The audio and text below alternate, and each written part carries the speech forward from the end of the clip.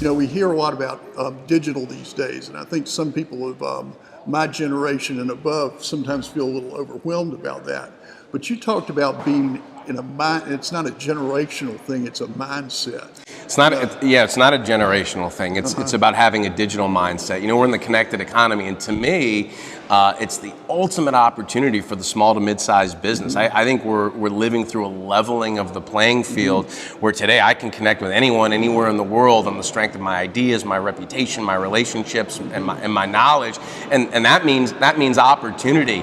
And the other great thing I talked about is, you know, this opportunity around turning customers into evangelists. That, you know, the loyal customer that has a remarkable experience is more inclined to share that experience with others. When you think about the world we live in today, everybody has a platform to share what they care about with the world. And to me, you know, if you're not building relationships online, you're not getting referred, you're not getting found, you know, the danger is becoming irrelevant. And the world is changing so fast that I think to lead, especially if you look toward the future in a 2020 world, requires a digital mindset. Great. Also, you had some very interesting takes on, I guess, how attitude and centeredness affect leadership. Yeah, I did. I mean, I talked about the attitude of gratitude, right? I talked about this idea of being specific and intentional with respect to how we show up. You know, in this world of change, we just have to get a little more comfortable in being uncomfortable, right? And I talked about, you know, deciding how you show up. That it's not what happens to us, but it's how we respond.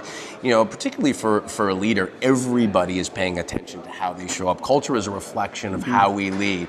So I talked a little bit about my morning routine, right? You know, five minutes of centered breathing, getting centered, then a 5-minute gratitude practice where I focus on 3 specific things that I'm grateful for, and then from that place of gratitude and appreciation, getting intentional. What are 3 things that I need to accomplish that day? And that moves me kind of toward my true north, in my 2 favorite leadership questions. Who am I going to impact today? And how do I want to be remembered by the people I work with?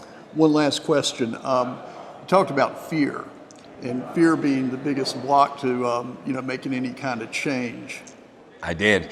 So, yeah, you know, what we have to realize is, or recognize, that fear is just an accompaniment on this journey, right? We're all going to feel anxious at times, overwhelmed and afraid, but it can't be an impediment to action. So I talked about getting stuck in the status quo in our comfort zone. The best way to overcome that, massive action. You just got to explode into the state of readiness and the state of action. Even if you don't feel ready, hit go. And that's why I talked about, you know, the last principle was take action now. Develop an action plan. What are 3 things you can decide and commit to today that you're going to put into practice when you get back into your business to create some momentum? Action mitigates fear. You got to be a state of readiness and a state of perpetual action. Well, hey, I really appreciate you taking the time to talk. You got everybody really fired up today. It was a lot of fun, pal. I think they'll take some good things home with this. Thanks, man.